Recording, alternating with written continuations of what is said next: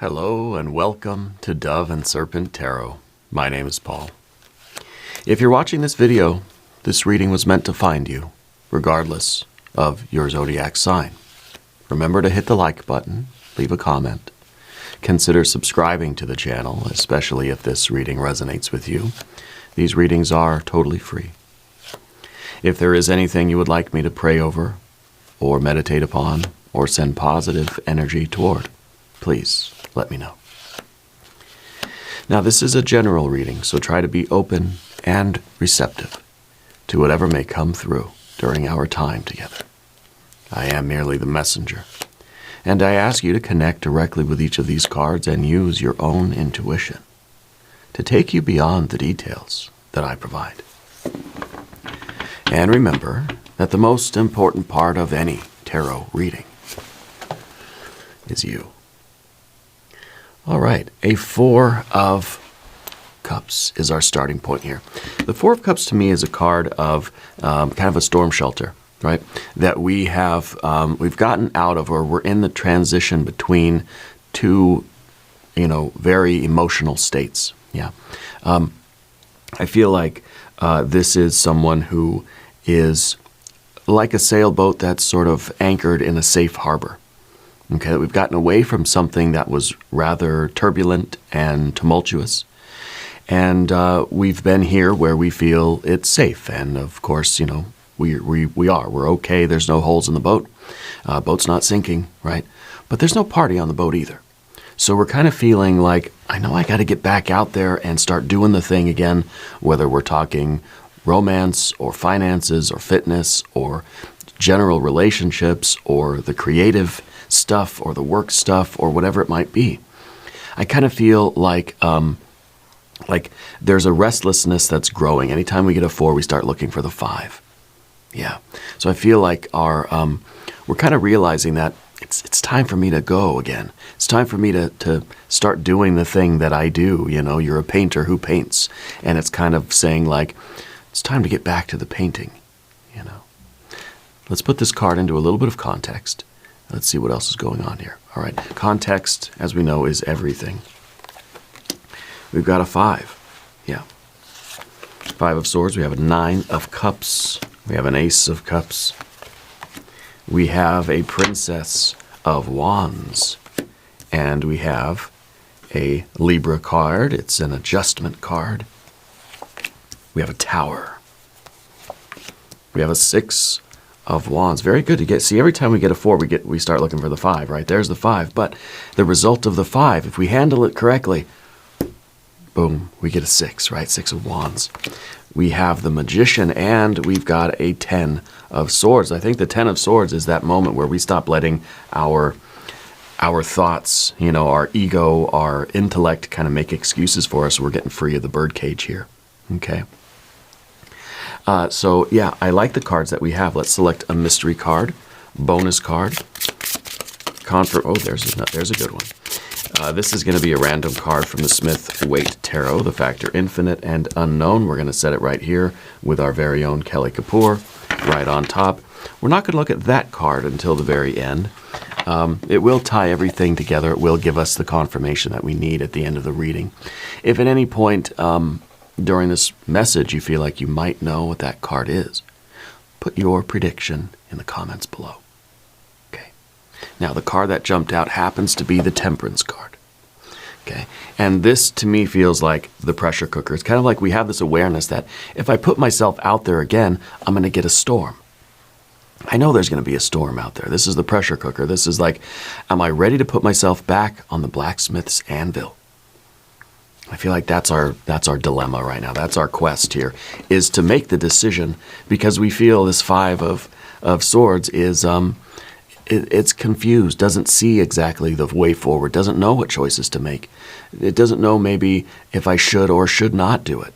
Okay, I think that we're taking our current emotional state and we're saying, is it worth going back out and sailing the ship into the open oceans where we know there's going to be challenges? We know it's going to be a pressure cooker. There's probably going to be some rough waters here and there. There may be a storm here and there, some obstacles. right? We're going out into the unknown. We're sort of debating with ourselves, should I set sail again? Should I continue doing the thing that I'm doing? Or should I get back out into the open waters and do what really feels is like the movement of your heart? Okay? So this position that you've stayed in, that position that you are in now, is one that feels comfortable. It feels safe, feels familiar, right? But again, it's not that, well, it's not a 9 of cups, right? It's not that happy, fulfilled, satisfied feeling of like, I'm living my best life. But it's also not too bad, you know? It's the storm shelter. And it feels safe, and it feels, sometimes it can feel cozy in the storm shelter. But we're not supposed to live there permanently, right? So there's this moment where we start to have this awareness, like, I'm being kind of pulled back to my adventure again. I'm being pulled forward by something, or pushed by something inside of us that's calling us to get back to our quest, our life, our work, our journey. Okay. And that's what the Five of Swords is right now, is this how we're dealing with some of the mental, emotional aspects of that, and sort of trying to figure out, what is this? Do I need to go? Do I need to go now? Like, how do I make the right decisions? Especially when we don't know exactly what's going forward. We don't know what the next move is. We don't know what to expect. Kind of on the other side of this safe cove that we're in, we don't know what's waiting for us. We get out of the storm shelter. We don't know what it looks like topside, you know. So we're having a challenging time, I feel like, with our thoughts, kind of trying to make some sense of things and figure out the next step. Yeah, figure out what to do next. So anyways, we look around the room. We've got major, major, major, and then we've got the major arcana. Okay. The Temperance card, like I said, is the pressure cooker. This is, this is the blacksmith's anvil. This is the challenging aspect of life, right? This is the struggle. This is going forward, knowing that I'm going outside of my comfort zone. I'm going to have to push myself. This is going to be stressful. We're stressed out right now just thinking about the stressful future. The Libra energy, the Justice card, is our ability to use high-level wisdom and discernment to dictate our behaviors. This is how we're navigating through the waters. We don't know what the future is going to bring. We can't predict the future. We don't have a full, fleshed-out plan for anything. I don't know what it's going to be like. We may have an idea of sort of what our goals are and kind of how to sort of kind of get there, but we can't predict the future. The Libra energy here, the Justice card, is your ability to make real-time, moment-to-moment decisions from that higher place, that inspired place of true wisdom. Okay, from intuition, from the insight, from your true self, higher self, God, goddess, deity, universal mind, conscience, whatever you want to call it. Guardian angels, spirit guides, ancestors, all sorts of things. And doing so, right, making our choices, going out and sailing into these probably some turbulent waters, using our top-level wisdom. This is you believing that you're going to be a good sailor. This is you saying, I know how to handle challenges when they arise. I can't predict them and fix them beforehand. I have to go out and face them, and when I do, I'm confident that I can get through it. I'm confident that I will make the right choices, a little bit left, a little bit right, 5-degree down bubble, right? And doing so kind of creates in us our magician energy. It allows us to become a better and better magician. That's what the tarot's all about. Every tarot reading is trying to get you to become a better magician, a better master of the art and science of manifestation. Of course, you have a tower here as well, which is abrupt change. Sometimes the tower is about removing the obstacles and the blockages, identifying what those things are that are preventing us from moving forward into the life we want, and taking those walls down. We've built, with the 4, we've built an emotional boundary around ourselves. The tower is these emotional walls coming down, okay? So to me, it kind of feels as if we're struggling right now between the security, really, of the 4 and you know, the freedom of getting out of the birdcage. Because getting the Ten of Swords is like we're freeing ourselves, but we're also taking responsibility and accountability, and saying I can stay here where it's safe and secure, but it's not everything I want in life. It's not me being creative. It's not me doing what I want to do.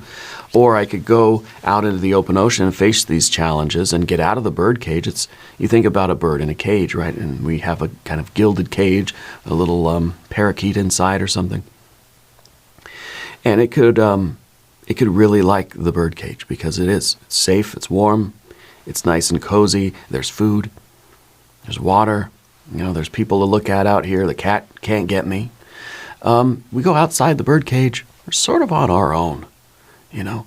And that's the cat can chase us down. We're going to have to find our own food, you know. And so there's a freedom here, but it's also we're thinking of, you know, the safety and security of this current situation, which may be a job, a relationship. It may be the sort of boundaries that you've put around your heart that say, I don't know if I'm ready to really go out and do this thing and have this journey. Okay. So we've got our majors. We've got some fire. We definitely have our water. We definitely have our air energy. We don't have any earth cards, and I think the earth cards are missing because it doesn't really matter. Well, one, I think we're not doing the thing that we want to do. That's simple, no earth in it. We're not actually doing the thing yet. But I think the earth energy is missing because it doesn't really matter what this is.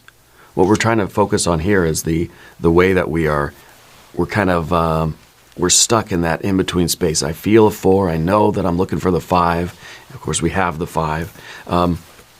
So we haven't yet set off on that adventure. Or I think we're going to resume the adventure. I think we're getting back to something. Okay.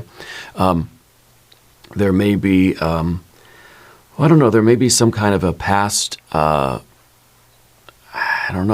rejection or something that sort of has put us into this 4 of Cups position, because I feel like you had really a tremendous surge of love and this kind of heart chakra opening here for something, and maybe we're not yet.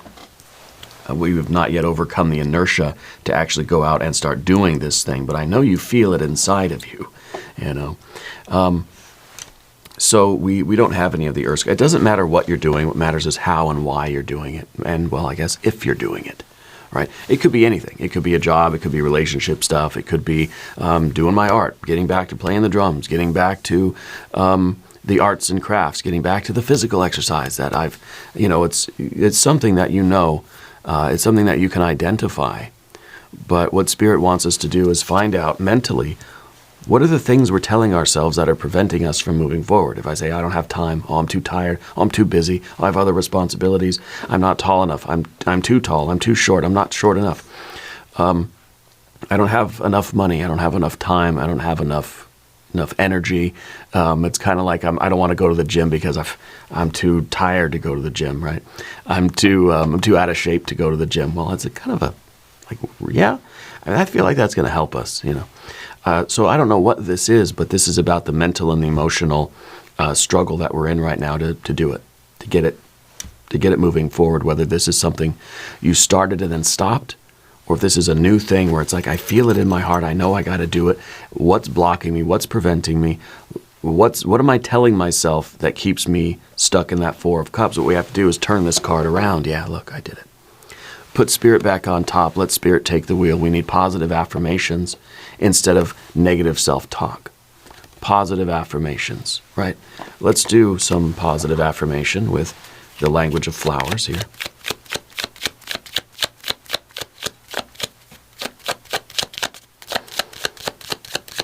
All right.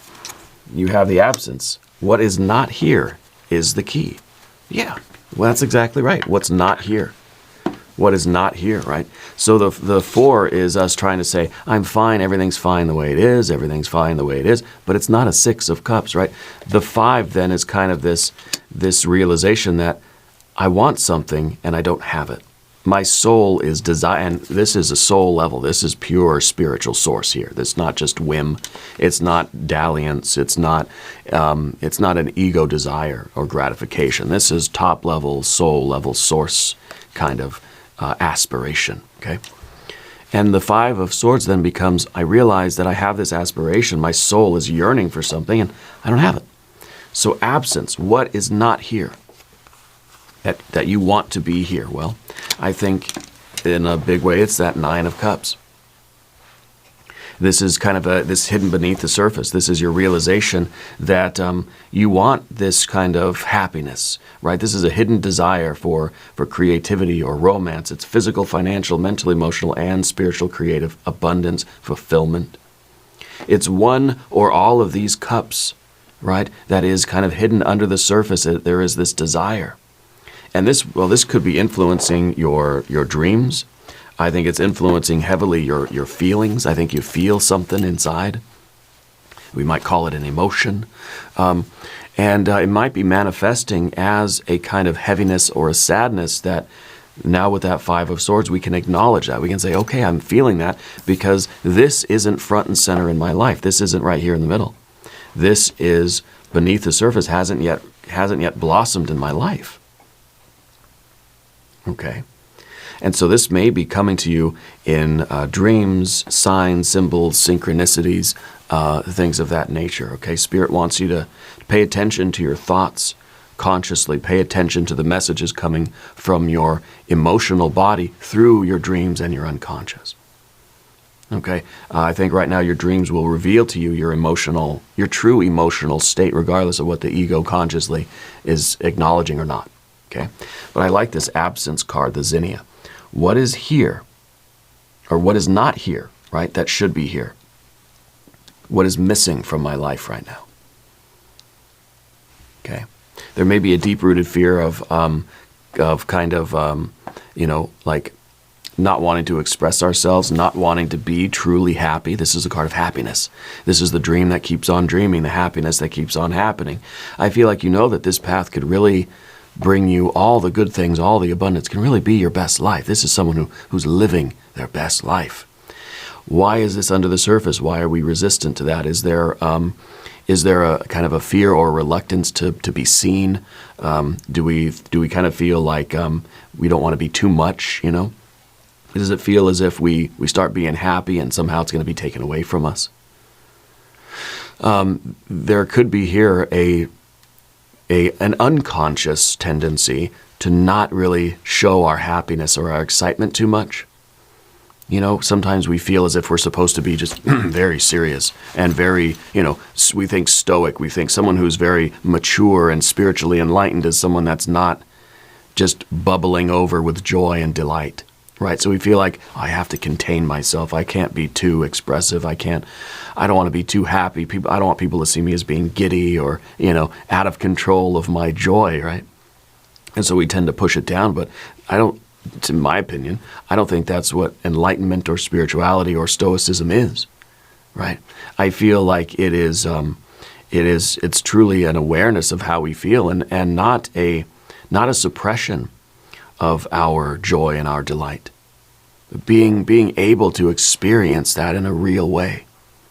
Okay? But not letting our ego desires, gratification, pleasure, pain dictate our behaviors. We're acting from a place where we can be informed by our emotions, but we're not going to be ruled by them. Okay? But the extreme of that is that we begin to not allow ourselves to express joy, or express ourselves even, whether we're talking physical, financial, spiritual, creative, mental, emotional. And I think that happiness under the surface here is saying like, look, this is in you. This wants to get out. This wants to get out. Okay? And, I think that there is a sadness that we don't have it. This is happiness, but under the surface, without it being here, of course, what is the absence of happiness? Well, sadness, right? So that might be what we're really feeling with that Four of Cups, and it's sort of it's an awareness that if we acknowledge it, it might lead us to that. It might be our intuition, our sort of our spirit guide, sort of nudging us in the direction of what will make us happy. Okay. The reason we're sad, the reason we may feel, well, because right now maybe we don't know how we exactly feel. We just kind of feel like I'm just sort of even Steven. I'm just kind of, basic, vanilla. I don't feel good, I don't feel bad, I just feel okay, right? But there's something now that's sort of like, wait a minute, I don't know that I do feel okay. Like something's missing here, And that's the key. Again, what is not here is the key. What's not here? Happiness. It's not here. You've got a 4 of Cups, but that's not a 9 of Cups, right? So in the background position, we've got the Ace of Cups. I feel like this is really this activation of whatever this love is for you. Okay. It's a top level. It's an ace, right? It's coming straight from source. It's a soul level activation. It's something that really, it's deep. This is the core of this is like the heart of your hearts. Okay. It could be that this is something that is so powerful and so potent in your life that it's almost, we're almost reluctant to get too close to it. Does that make sense? So it's almost getting to the root of what is going to give us this much joy, or even getting to the root of why we don't have this right now. And we may have a pattern of a 4 of Cups here that's kind of like playing it small or staying silent, and maybe that comes from, things way back in our past, criticism or some kind of childhood stuff, and it's possible, right? So we go to the very core, and this is where all of the emotional energy comes from. This is the source of all love and all of its different forms and all of its shadow forms as well, right? This may be a fear that we don't really deserve to be happy. Yeah. And so we feel this really big motivation toward a particular path, activity, job, career, relationship, whatever it is for you. We feel a strong push toward it, but there's this resistance because maybe we feel with a 5 of Swords, a 4 of Cups, we feel that we don't really deserve it, or we feel that we should kind of not have that or keep it contained, or whatever the case may be. Okay, I feel like this is the source of all of that, and I feel like the Princess of Wands up here at the top. This is kind of an impulsive card. Okay, I feel like this is a really strong impulse to create. Like maybe you're feeling restless lately. Maybe you're feeling as if you're kind of like you're having this itch to like just start something and do something, but it's like I don't know what to do. This is an energy that sometimes we'll go around the house and we'll just start doing a lot of different projects. We'll start a lot of things, doesn't really finish them because it's like that doesn't scratch that itch. What is it that's missing here? This is a strong desire to create, whether it's art, a business, a legacy. We kind of want to take a risk here. We're kind of like, I want to jump into something and I want to feel the fire. I want to feel that creative passion. Okay. But if we don't go back to the source of our current, state, our current issues, our current the current situation, we're not going to know what this really is. We have to make sure we know what this really is and what is preventing us from really enjoying our life and following the path that has heart, right? Because otherwise the Princess of Wands is going to get engaged in a lot of different things, is going to sort of satisfy that desire to create and to get involved in things and feel the fire and be spontaneous, and it's none of it's going to really feel right. We're still going to find that I don't have this. So sometimes it doesn't matter what we're doing. If we don't remove the blockage, we're not going to be able to feel the happiness anyway. So it could be that you started doing the painting, right? You're a painter. You started painting. That's your absolute love. That's your Ace of Cups. You're painting. But then you kind of realize that it doesn't really, I just can't enjoy it. It doesn't feel good. I don't feel happy. I know I'm supposed to be a painter and I'm painting, but I don't feel happy. So we stop painting. And we just try to say, well, I'm just going to live life normal. I'm just going to be a regular person, right? But there's that nagging feeling like I want to get back to something. I want to do something. There's something inside of me that wants to get out. Well, we go back to painting. It still doesn't feel right. Something's missing from this. What's not here? Where the joy, the delight, the feeling of abundance and satisfaction. What's not here is the happiness. Why? Two things. Either you're wrong about you're a painter who needs to paint, or there's something blocking you from feeling the satisfaction, the joy, and the delight of doing what you're meant to do. Okay? And I think it's more of a blockage than anything. I think you know who you are and what you want to do in life, but there's something that's blocking you from really just feeling how good that feels to be that person who's doing that, you know? The Princess of Wands is trying to pursue the freedom, right? And the authenticity, right? The freedom of going through the birdcage. The Princess of Wands will get through the birdcage at any cost, and that's where the risk-taking comes in. But it needs to be an informed, calculated, intuitive risk, right? There could be a longing for a connection or like a family thing or like a team or being part of a group, you know, being part of a, having the camaraderie. You know, it's kind of like we sometimes kind of want that really high vibe sort of happiness of like being part of a baseball team or like a football team or something, you know, where there's just like, there's that shared energy and there's that collective surge of force and fire, you know, which is connecting the princess, obviously the fire energy, right, with the Six of Wands in the environment. Okay. So we may have a desire for that we need to recognize too. Now in the future position, okay, I feel like this is kind of a stoic card where sometimes we feel like our ideal self is one that is not swayed by emotions.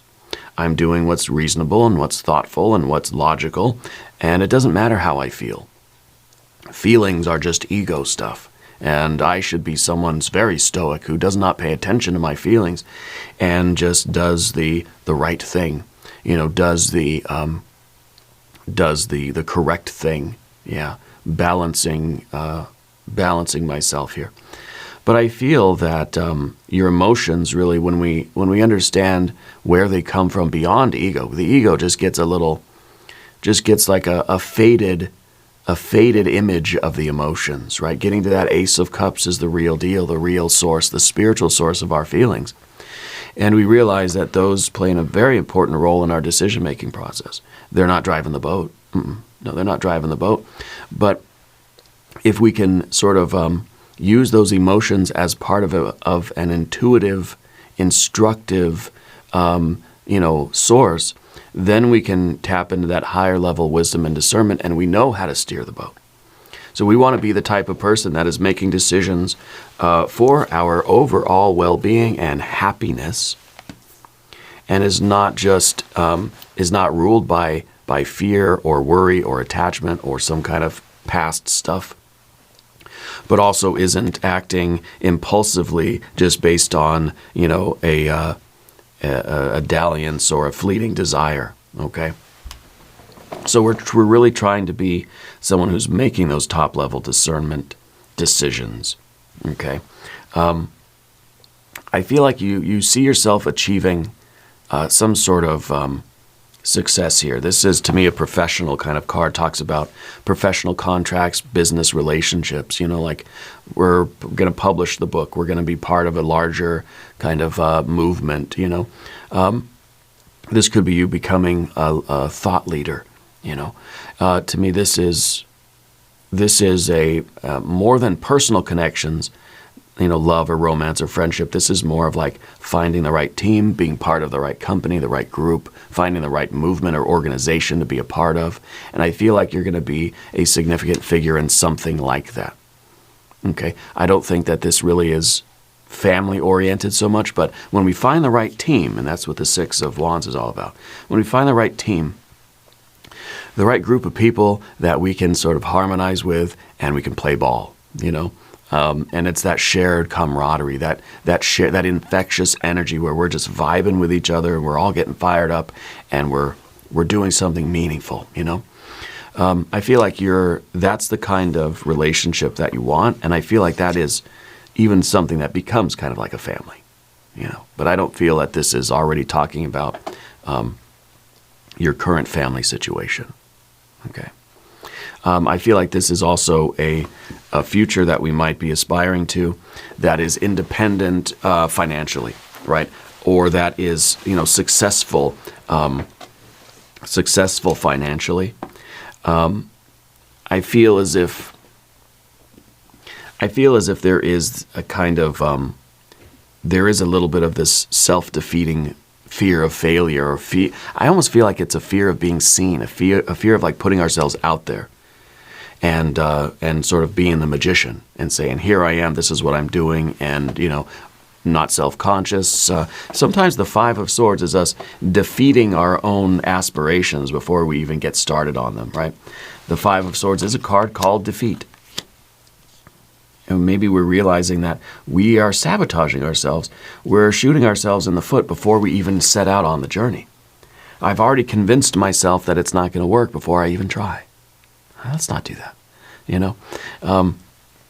You may be trying to manifest those kinds of relationships in your life that will support your spiritual growth and your emotional maturity and your creativity, your force, your fire, really all levels of this, right? I think we're looking for those kinds of connections. To me, this is a strong bond, yeah. The Temperance card is where all of this takes place, because this is saying you got to get out into the world and do it. You've got to try. You've got to practice. You've got to be knocked around by life a little bit on the pressure cooker. Okay. Now, Path of the Serpent. We're going to talk about these cards.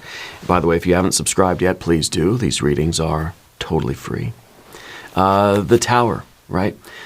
This is kind of like we're breaking out onto the scene. This is your general energy. This is taking down the barricades, taking down the obstructions, the blockages, so that we can project confidence. Okay?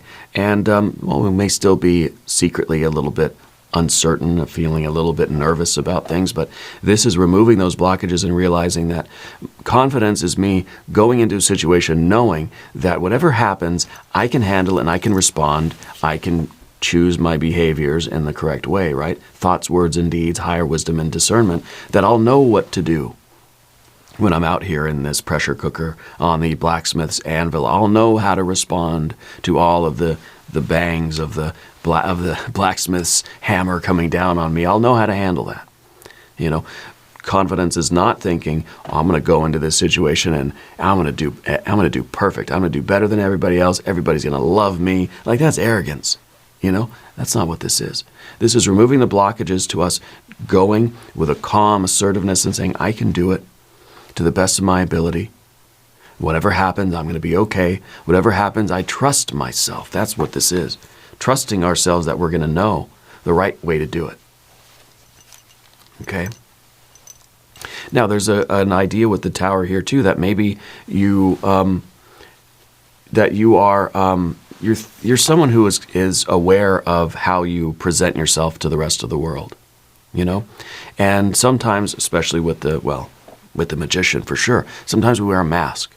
And sometimes this card is about us taking off the mask, letting this persona that we've built up, this mask that we've created for ourselves, letting it fall away, letting people see us for what we really are, which is a true creative spirit underneath this. What's left when the Tower comes down? The Fool, right? The Fool is liberated from the Tower. The Fool is like, I'm free, you know, out of the birdcage, right? And so the Fool is our pure self with no mask, with no persona, you know? And, well, it's the folly of somebody who cannot contain their joy. And I think that's something that I wanted to bring up with the Nine of Cups, because we're in this weird place in the world where sometimes, like, people that are too happy, someone that is just bubbling over with delight and they can't control their laughter or their excitement, people say, oh God, what's wrong with them? you know, like they don't have that poise, you know, that we kind of are looking at with the adjustment card. Sometimes we feel like people who are too happy are foolish, right? Because it's like, well, you're just an immature, you're a child, you know, you're so happy that you're laughing and you're jumping around and you can't control yourself. Like, what's wrong with you? You know? But I feel like that's kind of what we're allowing ourselves to do now in a way that feels honest and authentic for us. You know, there are those people that can sort of go over the top with it and you can tell that it's sort of exaggerated, right? But the people who are just authentically feeling their feelings, and it's just, and it's sort of infectious. It makes everybody else around them happy and kind of giddy too, you know?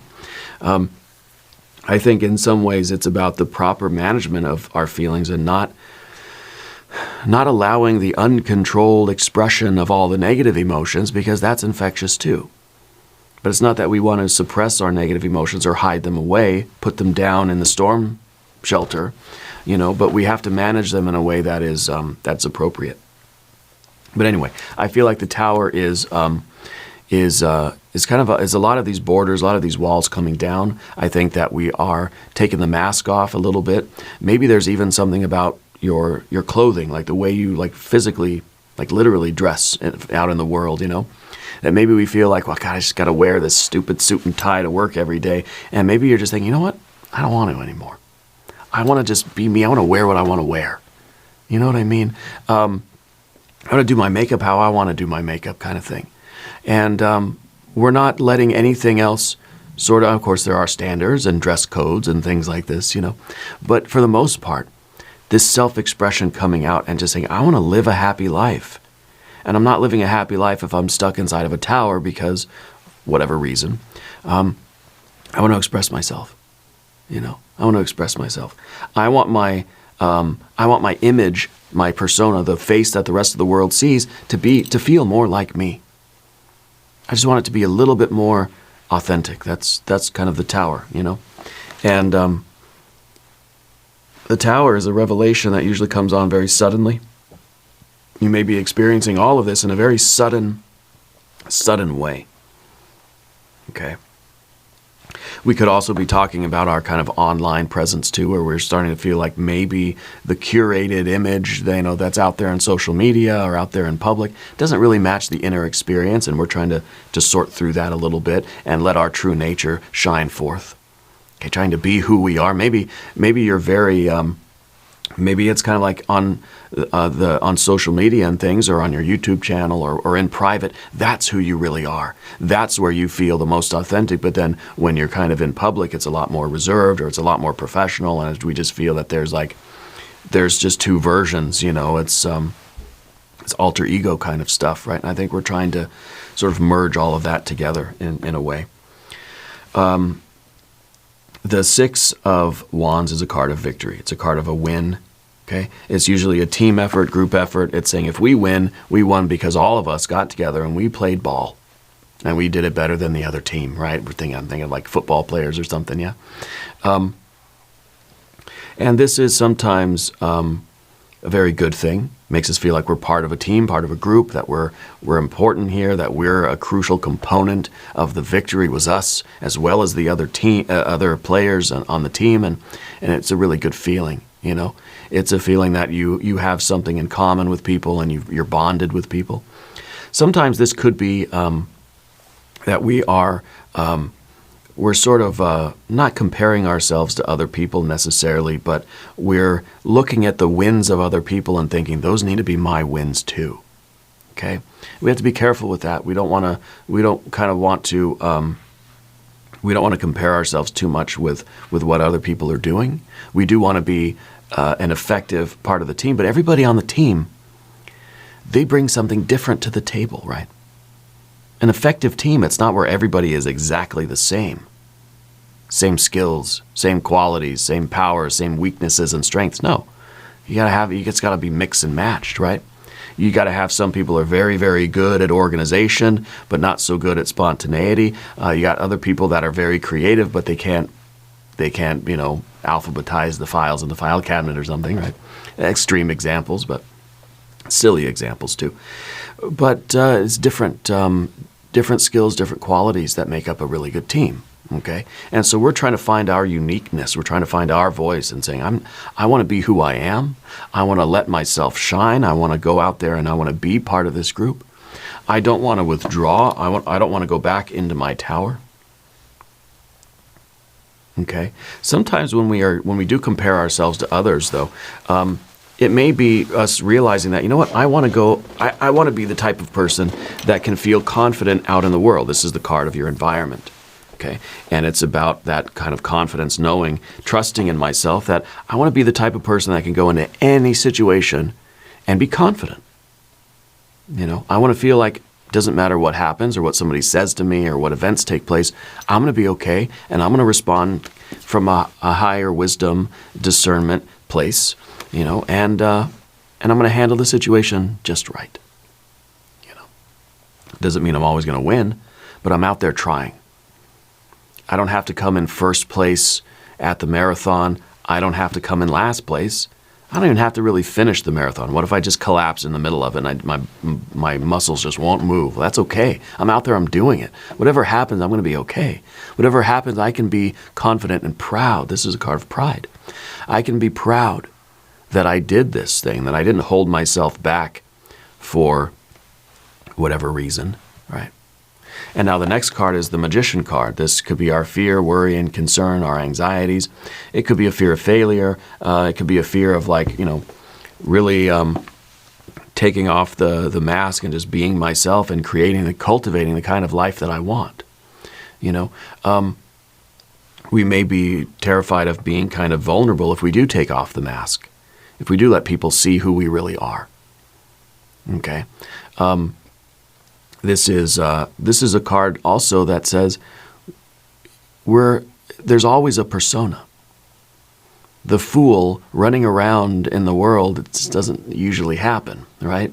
Everybody has a persona, and I think that in some ways this card is saying that we might be afraid of our persona not really matching our pure spirit underneath. Well, it's never going to purely, because for one, the pure spirit is indefinable, essentially, right?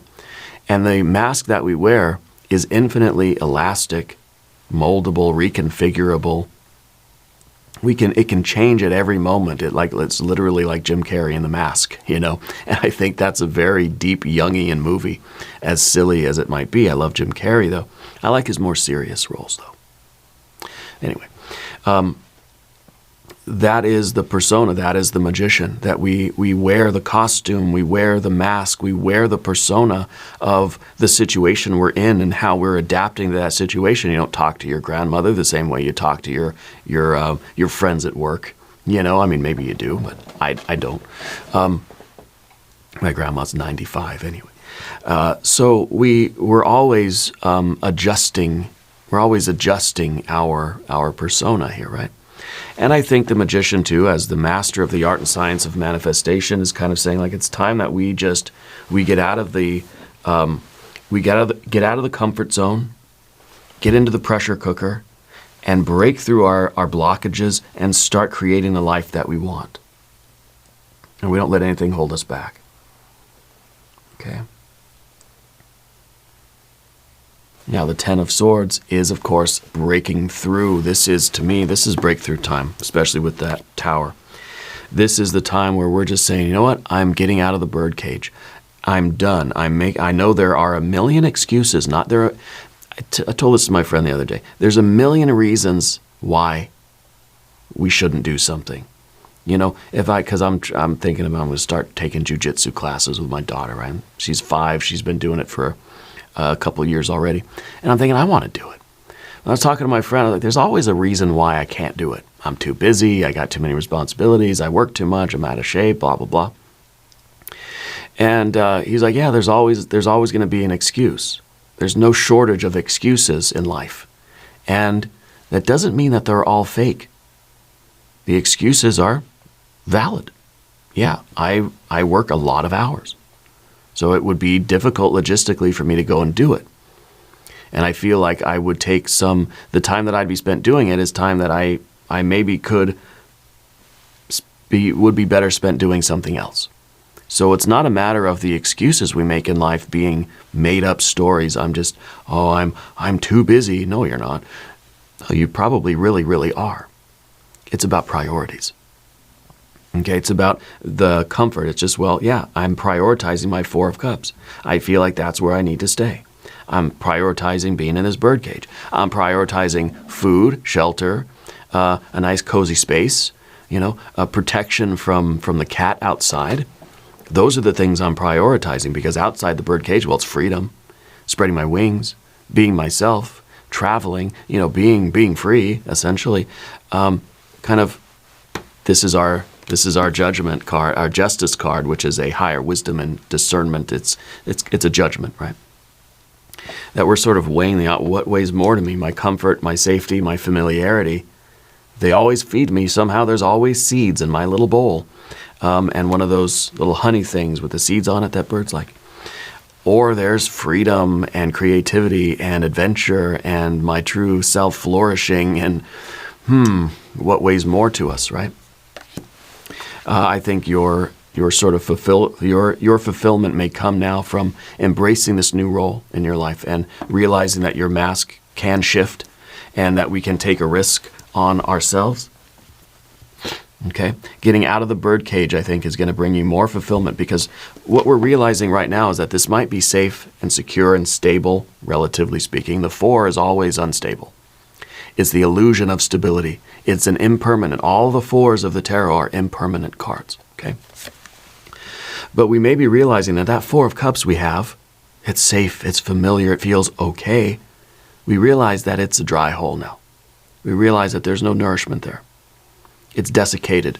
It's kind of pointless. These swords, they have no points on them. This is the card of pointlessness. It's pointless for me to stay here and not do this thing, not take my adventure, not take the risk on myself, not let my true self shine, not realizing that I can go out into the world and I can reinvent myself if I need to, that my persona, my costume, my outward-facing, interface with the world is infinitely elastic and moldable and adaptable, and I can be fine, I can be confident everywhere. That's the only place we're going to find the nourishment of the Nine of Cups, right? Because this is desiccated. Yeah. You're on a path toward filling this up with, this is a dehydrated energy. You're on the path toward rehydrating that, okay? And it may be Spirit's way of saying you just need to drink more water. All of you out there listening, more water. Hydrate, hydrate, hydrate. Okay. So what you're hoping to achieve here, right, what's waiting for you may not be a thing, right? It may not be an object, but it may be a state, right? It's a state of being. A state of like feeling that I'm living a happy life. Now the Nine, of course, it's a very active card. It's a function, not a form, right? It's a verb, not a noun. But that might be like what we're really trying to achieve, is that kind of freedom. Let's look at the mystery card. I know this is a long reading. For the mystery card, I think it should be another water energy. It should be another 3, 6, or 9 of cups. Okay. If you have a prediction, put it in the comments. Let's see what we have.